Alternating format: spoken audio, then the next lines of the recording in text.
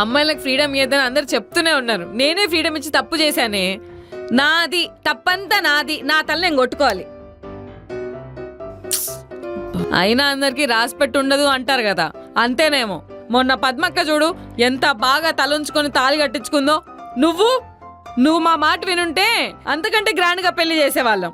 అయినా పెళ్లిలో నాకు అందరు చెప్తూనే ఉన్నారులే, కొద్దిగా చూసుకో అక్క, ఈ మధ్య లవ్లు అవన్నీ బాగా ఎక్కువ అయిపోయినాయని. నేను మాత్రం అందరికి నా కూతురు అట్లాంటిది కాదు అని చెప్పిన.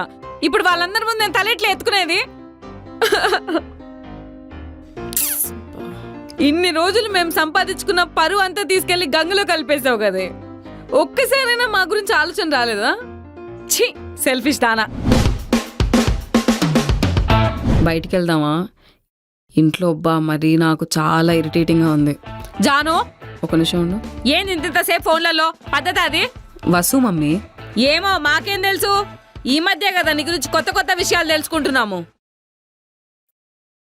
ఓసే, will meet outside, bye. మా నేను బయటికి వెళ్ళేసి వస్తా. రాణిగారు బయటికి వెళ్తున్నారా? రెడీగా ఉంటావు బయటికి పోవడానికి. ఎక్కడికి ఎగినావు మళ్ళా? వాణి కలవడానికేనా? ఫ్రెండ్స్ దగ్గరికి మమ్మీ. ఇంకా నాకు ఫ్రెండ్స్ ఉండరా? నాకైతే నీ పైన నమ్మకం లేదే. అజ్జుగాని తీసుకెళ్ళు. రే అజ్జు, ఇది ఎక్కడికో పోతాందంట, నువ్వు కూడా తోడుగా దాని పక్కనే ఉండి ఎక్కడ పోయినా కూడా. Kill me. అమ్మా, నువ్వు నా బట్టలు ఉతకలేదా? నువ్వు పెద్దదాన్ని అయిపోయినావు కదా, నీ పనులు నువ్వు చేసుకోలేవా? చేసుకో, నువ్వే చేసుకో.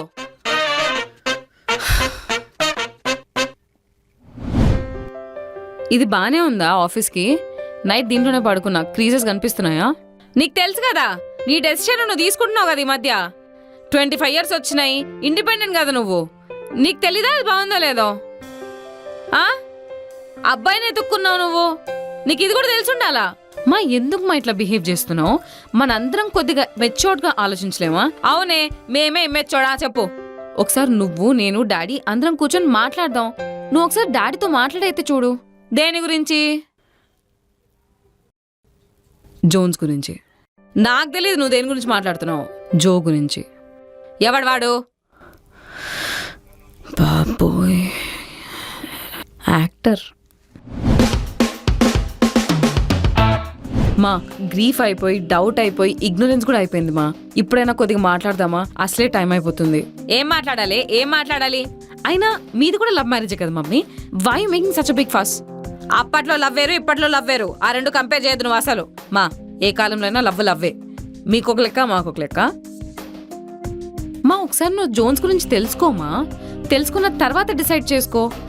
అసలు ఒక పర్సన్ తెలియకుండా వాళ్ళని జడ్జ్ చేయడం ఎంతవరకు కరెక్ట్? సరేనే, తెలుసుకుంటా, చెప్పు. ఎవరు, ఏంటి, ఎక్కడుంటాడు, ఏం చేస్తుంటాడు, అసలు వాళ్ళ మమ్మీ వాళ్ళు ఏం చేస్తుంటారు, వాళ్ళు ఎక్కడుంటారు, అసలు మీకెక్కడ పరిచయము, కాస్ట్ ఏంటి, ఇవన్నీ చెప్పు. మమ్మీ నాకు కూడా తెలీదు ఇంత హిస్టరీ. అయినా ఇప్పుడు ఏంటి, వాళ్ళ ఫ్యామిలీ హిస్టరీ మొత్తం తీసుకున్నామంటావా? పెళ్లి చేసే ముందు అటేడు తరాలు ఇటేడు తరాలు కరెక్ట్ గా చూస్ చేయమంటారు పెద్దలు. అవునా? అలా అయితే 1000 అబద్ధాలు ఆడైనా ఒక పెళ్లి చేయమన్నారు. మరి నీకు అబద్ధాలని చెప్పి పెళ్లి చేసేసుకోనా? ఆల్రెడీ ఎన్ని అబద్ధాలు చెప్పినావో నాకు. నాకైతే నీ పైన నమ్మకమే లేదు ఇంకా. ఒక పని చేద్దాం, నీకు ఇన్ని క్వశ్చన్స్ ఉన్నాయి కదా, నేను జోన్స్ ని ఇంటికి పిలుస్తా. నీకేం క్వశ్చన్స్ ఉన్నా అన్నీ అడిగే, ఓకేనా? సరే, షూర్. రమ్మను, కలుస్తా. I'll just call him right away. Thank you, Mummy. Thank you so much. Finally.